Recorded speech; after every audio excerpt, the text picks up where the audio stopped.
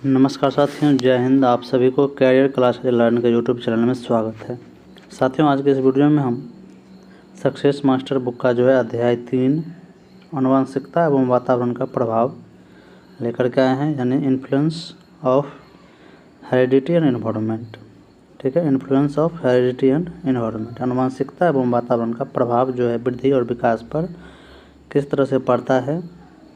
ठीक है, तो उस चीज़ों को आज हम बारीकी से एकदम व्याख्या के साथ देखेंगे और इनका मेन पॉइंट भी है कुछ, वो भी हम अलग से देखेंगे, इसी में पढ़ाते चलेंगे और बताते चलेंगे। ठीक है, अध्याय 3 है आनुवंशिकता एवं वातावरण का प्रभाव। इससे पहले 2 अध्याय का बन चुका है, यानी अध्याय 1 और अध्याय 2 का दोनों का वीडियो बन चुका है। लिंक डिस्क्रिप्शन में आप वहाँ से देख सकते हैं, प्लेलिस्ट में भी है, देख सकते हैं वहाँ पे। और एक चीज़ हम बोलेंगे कि इस वीडियो को आप थोड़ा सा क्वालिटी में देखें, क्योंकि एक चीज़ आप देखेंगे कि सक्सेस मास्टर का जो बुक है उसका अक्षर थोड़ा छोटा सा है। ठीक है, अक्षर महीन है, इसीलिए थोड़ा सा क्वालिटी में देखेंगे तो अब पूरा अच्छा से फ्रेश आपको अक्षर शब्द दिखेगा आपको। ठीक है, तो चलिए आज का सेशन स्टार्ट करते हैं। अगर चैनल पर नए होंगे तो चैनल को सब्सक्राइब कर ले। इस पर आपको सीटेट DLED से जुड़ा हुआ वीडियोज आपको इस चैनल के माध्यम से मिलेगा और भी अपडेट आपको मिलता रहेगा। तो चलिए आज का सेशन स्टार्ट करते हैं।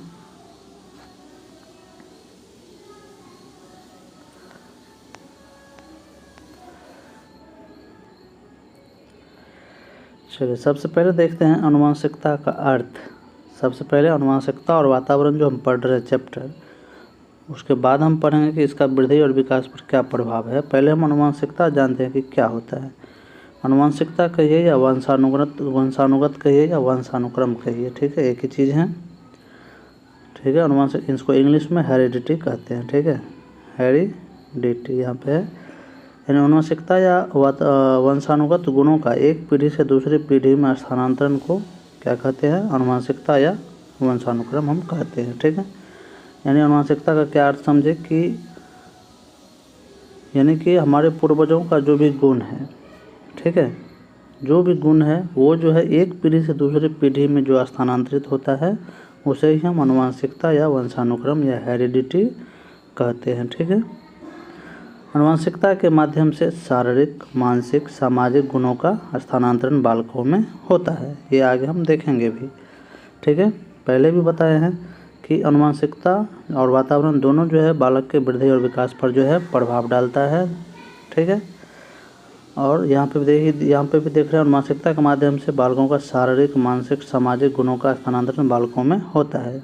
जो भी हमारे पूर्वज का गुण है, हमारे माता पिता का गुण है, वो बच्चों में जो हस्तांतरित होता है, चाहे वो शारीरिक रूप से हो, मानसिक रूप से हो, सामाजिक रूप से हो, चारित्रिक हो, चाहे क्रियात्मक हो, जो भी हो गुण, वो अगर बच्चों में स्थानांतरित हो रहा है तो वो क्या है, आनुवंशिकता या वंशानुक्रम ही है। ठीक है, अब एक मनोवैज्ञानिक है जेम्स ड्रेबर के अनुसार शारीरिक एवं मानसिक विशेषताओं का माता पिता से संतानों में स्थानांतरण होना आनुवंशिकता कहलाता है।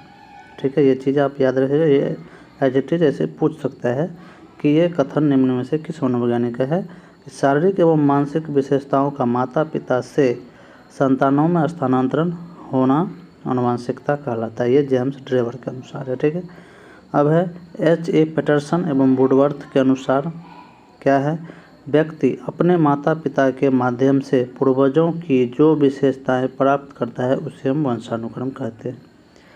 एक ही चीज़ है, यानी व्यक्ति अपने माता पिता के माध्यम से या पूर्वजों के माध्यम से जो भी विशेषताएं प्राप्त करता है वही क्या है, वंशानुक्रम है। और ड्रेबर के अनुसार कहता है शारीरिक एवं मानसिक विशेषताओं का माता पिता से संतानों में स्थानांतरण होना आनुवंशिकता कहलाता है। ठीक है, इतना उम्मीद है आप लोग समझ गए होंगे। अब आगे हम बढ़ते हैं आनुवंशिकता का प्रभाव पर। अब देख लीजिए आनुवंशिकता का प्रभाव। आनुवंशिकता का प्रभाव यानी इफेक्ट ऑफ हेरिडिटी विभिन्न लक्षणों जैसे शारीरिक, यहाँ पे कॉमा होगा, बुद्धि तथा चरित्र पर अलग अलग पड़ता है। आनुवंशिकता का प्रभाव शारीरिक कहिए या मानसिक, बुद्धि का मतलब मानसिक भी है, शारीरिक कहिए विकास पर या मानसिक विकास पर तथा चारित्रिक विकास या नैतिक विकास कहिए, इसको एक तरह से सभी पर अलग अलग प्रभाव पड़ता है। कैसे पड़ता है ये आगे हम देखते हैं। ठीक है,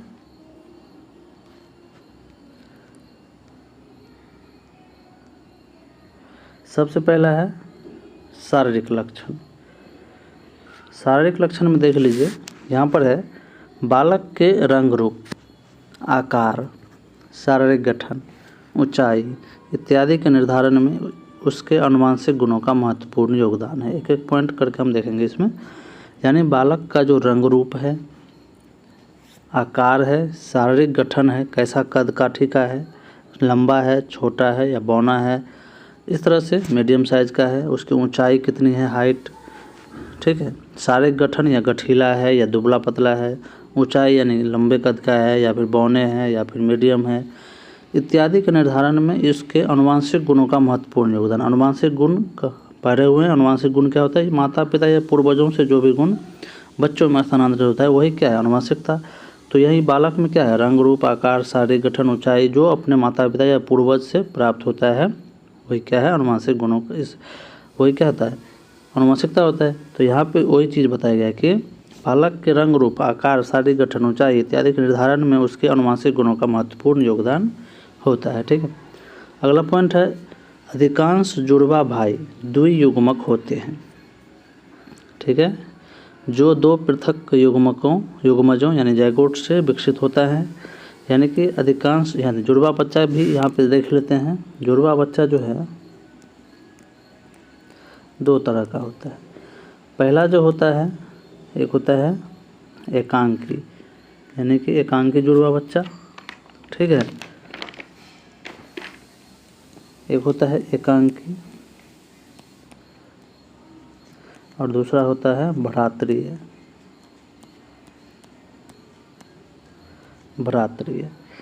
तो एकांकी जुड़वा बच्चा जो है एक ही गर्भित अंडाणु जो होता है, माँ का जो गर्भित अंडाणु होता है उसी को दो भाग में बट जाने से एकांकी जुड़वा बच्चा होता है। ठीक है। एकांकी जुड़वा माँ के लिख लीजिएगा अगर लिखना चाहते हैं तो, माँ के एक ही गर्भित अंडाणु दो स्वतंत्र भाग में बट जाने से एकांकी जुड़वा बच्चा होता है। इसमें क्या होता है? या तो दोनों लड़का होगा या दोनों लड़की होगा। दोनों जुड़वा बच्चा जो होगा या तो दोनों जुड़वा बच्चा लड़का होगा या दोनों जुड़वा बच्चा लड़की होगी। लेकिन भ्रातृय में क्या होता है? माँ के दो गर्भित अंडाणु पिता के दो शुक्राणु से क्या होता है? मेल होता है। ठीक है। जिससे गर्भित बच्चे जो होता है वो भ्रातृय जुड़वा बच्चा कहलाता है। ठीक है। माँ के दो अंडाणु एक ही साथ पिता के दो शुक्राणु से क्या होता है? मेल होता है। ठीक है। जिससे भ्रातृय जुड़वा बच्चा का जन्म होता है। इसमें या तो एक लड़का होगा या एक लड़की, दोनों दो होगा लेकिन दोनों में से एक लड़का या एक लड़की या फिर दोनों लड़का या दोनों लड़की हो सकता है। ठीक है। इसमें जो है समझ गए होंगे। तो यहाँ पर देख लीजिए, यहाँ पर जो दिया गया है,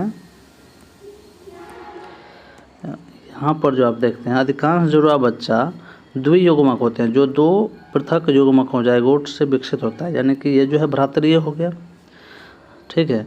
यह भाइयों जैसे जुड़वा भाई और जुड़वा बहनों की तरह मिलते जुलते होते हैं। ठीक है। यानी कि ये जो होते हैं भ्रातृय जुड़वा बच्चा, ये एकांकी जुड़वा बच्चा जो होता है, जो या तो जुड़वा भाई होगा या जुड़वा बहन होगा, एकांकी दोनों से क्या होता है? थोड़ा सा मिलता जुलता रहता है, लेकिन ज़्यादातर समानता इसमें जो है एकांकी में ज़्यादा होता है। ठीक है। भ्रातृय से ज़्यादा जो है समानता एकांकी जुड़वा बच्चा में होता है। ठीक है। अब है परंतु वे अनेक प्रकार से परस्पर एक दूसरे से भिन्न भी होते हैं। जुड़वा बच्चा भी क्या होता है? थोड़ी सी समानता होती है लेकिन वो अलग, दोनों में क्या होता है? परस्पर भिन्नता भी होती है। यानी बालक के आनुवंशिक गुण उसके वृद्धि एवं विकास को भी प्रभावित करता है। ठीक है।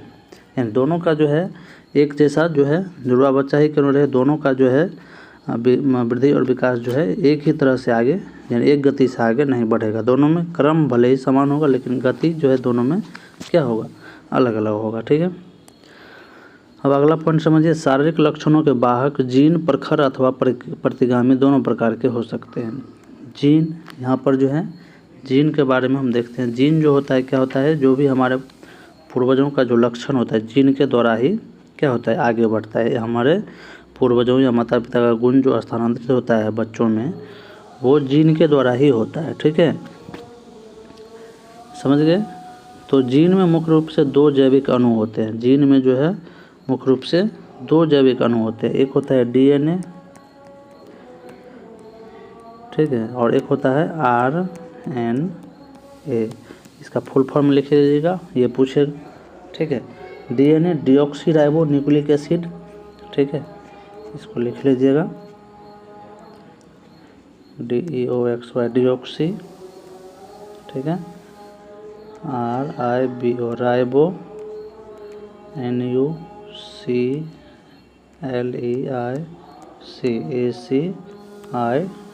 ठीक है, डिऑक्सी राइबो न्यूक्लिक एसिड। और दूसरा जो है, दूसरा है राइबो न्यूक्लिक एसिड, RNA मतलब ribo, RIBO ribo nucleic acid, NUCLEIC nucleic acid. ये चीज़ें आप लिख लीजिएगा। जीन में जो है दो मुख्य अणु पाए जाते हैं मुख्य रूप से, वो DNA होता है और RNA होता है, डिऑक्सी राइबो न्यूक्लिक एसिड और RNA राइबो न्यूक्लिक एसिड, ठीक है। यही जो है एक गुण को दूसरे गुण, मतलब एक पीढ़ी से दूसरे पीढ़ी में गुणों का हस्तांतरण करता है, ठीक है। चलिए, ये DNA और RNA समझ गए, ठीक है। अब है शारीरिक लक्षणों के वाहक जीन जो है प्रखर और अथवा प्रतिगामी दोनों प्रकार के हो सकते हैं। जो जीन हमारे पूर्वज के द्वारा जो गुण हमारे जो बच्चों में स्थानांतरित होता है वो जीन के माध्यम से होता है। और जीन में क्या होते हैं, दो मुख्य अणु होते हैं, हम बताए हैं, DNA और RNA। तो इसमें क्या है कि इसमें जो जीन होता है वो जो गुण को स्थानांतरित करता है उसमें एक प्रखर जीन होता है और एक प्रतिगामी जीन होता है। प्रखर जीन मतलब तेज और प्रतिगामी मतलब धीमा, ठीक है, ऐसा समझिए। यह ज्ञात सत्य है कि किन्हीं विशेष रंगों के लिए पुरुष और महिला में रंगों को पहचानने की अंधता अथवा किन्हीं विशेष रंगों की संवेदना नारी में नर से अधिक हो सकती है। यानी कि एक विशेष रंग होता है जिसे पहचानने की जो है, जैसे जो क्या होता है, जैसे लाल रंग है जो है उसको जो है आप क्या है कि लाल रंग को आप अच्छे से नहीं अगर पहचान पा रहे हैं तो आप में क्या है, कलर ब्लाइंडनेस है, ठीक है। तो ये कलर ब्लाइंडनेस का टेस्ट रेलवे सब में जब ड्राइवर की बहाली होती है उसमें यह जांचा जाता है। और कलर ब्लाइंडनेस ये अनुवांशिक बीमारी है जो महिलाओं की अपेक्षा पुरुषों में ये ज़्यादा होता है, ठीक है। यह यहाँ पे दिया है, अथवा किन्हीं विशिष्ट रंगों की संवेदना नारी में नर से अधिक हो सकती है। यानी कोई ऐसा रंग है जो जिसमें नारी जो है नर से अधिक अच्छे से देख सकता है। तो ये जब क्या है, अनुवांशिक जो है, अनुवांशिकता पर आधारित अनुवांशिक बीमारी है, ठीक है। एक दादी और माँ स्वयं रंग अंधता से ग्रस्त हुए बिना किसी नर शिशु को यह स्थिति हस्तांतरित कर सकती है। एक दादी है और एक माँ है, जो एक बच्चे की दादी और माँ है, अगर उसे रंग अंधता यानी कलर ब्लाइंडनेस नहीं भी है तब भी वो नर अगर शिशु हो रहा है तो उसको जो है क्या है, वो जो है गुण हस्तांतरित कर सकता है। कलर ब्लाइंडनेस पुरुष में यानी नर शिशु में आ सकता है, ठीक है। लेकिन वहीं पर अगर मादा शिशु यानी कि बालिका रहेगी तो उसमें आने की कम संभावना होती है, क्योंकि ये महिला की अपेक्षा पुरुष में कलर ब्लाइंडनेस ज़्यादा होता है, ठीक है। ऐसी स्थिति है क्योंकि यह विकृति प्रखर होती है। ऐसा इसलिए होता है क्योंकि जो है जो कलर ब्लाइंडनेस एक बच्चे से एक जो है पीढ़ी से दूसरे पीढ़ी में जब जाता है तो वो जीन क्या होता है, प्रखर होता है। परंतु महिलाओं में यही प्रतिगामी होता है। पुरुष में क्या होता है, ये जीन प्रखर होता है, कलर ब्लाइंडनेस जो है ये प्रखर होता है, ये गुण जो है चल जाता है पुरुष में ज़्यादातर। लेकिन महिलाओं में यही गुण क्या होता है, प्रतिगामी होता है। रिसर्च से बताइए जो है उसमें ये दब जाता है, ठीक है। महिलाओं में ज़्यादातर, पुरुष में ज़्यादातर हो जाता है, चल जाता है, जो प्रखर जीन होता है कलर ब्लाइंडनेस, ठीक है। अब है यहाँ पर देख लीजिए, जीन्स जो है जोड़े में रहता है। किस चीज़ में रहता है, जीन्स जो है जोड़े में यानी पेयर में रहता है। यदि किसी जोड़े में दोनों जीन प्रखर होंगे तो उस व्यक्ति में वह विशिष्ट लक्षण दिखाई देगा, जैसे रंगों को पहचानने की अंधता यानी, ठीक है। यदि एक जीन प्रखर हो और दूसरा प्रतिगामी तो जो प्रखर होगा वही अस्तित्व में रहेगा। यानी कि एक नर में जो कलर ब्लाइंडनेस का गुण गया वो प्रखर था तो वो लक्षण दिखाई दिया, लेकिन जो प्रतिगामी है वो जीन क्या होता है, दब जाता है। और वो ऐसा ना है कि ख़त्म हो जाता है, आगे किसी न किसी पीढ़ी में जब सेम मिल जाता है प्रतिगामी तो वो चीज़ क्या हो जाता है, आगे जो है वो प्रखर हो जाता है। आगे प्रतिगामी जीन आगे संप्रेषित हो जाएगा, यानी कि वो उस पीढ़ी में नहीं दिखाई देगा और यह अगली किसी पीढ़ी में अपने लक्षण प्रदर्शित कर सकता है। अतः किसी व्यक्ति में किसी विशेष लक्षण के दिखाई देने के लिए प्रखर जीन ही जिम्मेदार होता है, ठीक है। ऐसा समझिए सीधा, प्रखर जीन जो है जो भी लक्षण होता है वो जो अगर किसी बालक में दिखाई देता है यानी कि वो जीन प्रखर है, और जो जीन जो है प्रखर नहीं होता है वो गुण जो है दब जाता है। ठीक है, वो किसी न किसी पीढ़ी में दिखाई देता है। अगर समझिए ऐसा, किसी माता पिता का बाल जो है क्या है, टेढ़ा मेढ़ा है यानी कि करली है यानी कि कोकरियाल है, ऐसा समझिए, मतलब क्या ऐसी तरह से है, तो क्या होता है कि अगर ये जीन क्या है अगर प्रखर रहेगा तो अगले वाली पीढ़ी में जैसे कोई बच्चा होगा तो उसमें ये चीज़ें ऐसा ही होगा। लेकिन अगर ये जीन प्रतिगामी होगा तो क्या होगा, ये नहीं दिखाएगा अगले पीढ़ी को, लेकिन ये चीज़ें किसी न किसी पीढ़ी में ज़रूर दिखाई देगा ऐसा बाल। ठीक है, तो यही है प्रखर और प्रतिगामी जीन। प्रखर जीन दिखाई दे देता है और प्रतिगामी जीन दब जाता है, लेकिन ऐसा नहीं कि वो हट जाता है, लेकिन वो किसी न किसी पीढ़ी में ज़रूर दिखाई देता है। ठीक है, अब है जो अभिलक्षण दिखाई देते हैं और प्रदर्शित होते हैं जैसे आँखों का रंग, उन्हें समलक्षणी यानी फिनोटाइपिक कहते हैं। ठीक है, जो लक्षण दिखाई देता है जैसे आँखों का रंग, बालों का डिजाइन, ठीक है, तो ये सब चीज़ें फिनोटाइपिक होता है, समलक्षण यानी कि उसे कहते हैं। ठीक है, अब आगे देख लीजिए यहाँ पर प्रतिगामी जीन अपने लक्षण प्रदर्शित नहीं करते। जो जीन जो है प्रतिगामी होता है वो अपना लक्षण प्रदर्शित नहीं करता है जब तक कि वो अपने समान अन्य जीन के साथ जोड़े नहीं बना लेता। जब तक जो है प्रतिगामी जीन एक साथ नहीं होगा तब तक क्या होगा, वो जीन प्रखर नहीं हो पाएगा। जो अभिलक्षण आनुवंशिक रूप से प्रतिगामी जीनों के रूप में आगे संचालित यानी ट्रांसफ़र हो जाते हैं परंतु वे प्रदर्शित नहीं होते, उन्हें सम जीनोटाइपिक यानी कि जीनोटाइप कहते हैं। ठीक है, यानी कि जो जीन दिखाई देता है उसे फिनोटाइप, और जो जीन नहीं दिखाई देता है उन्हें हम सम जीनोटाइप यानी कि जीनोटाइप कहते हैं। ठीक है, इंग्लिश में जो दिखाई देता है उसे फिनोटाइप, जो नहीं दिखाई देता है उसे जीनोटाइप कहते हैं। ठीक है, चलिए, ये तो शारीरिक लक्षण पर प्रभाव हो गया। अब जो है बुद्धि पर प्रभाव देख लीजिए, बुद्धि पर कैसा प्रभाव पड़ता है।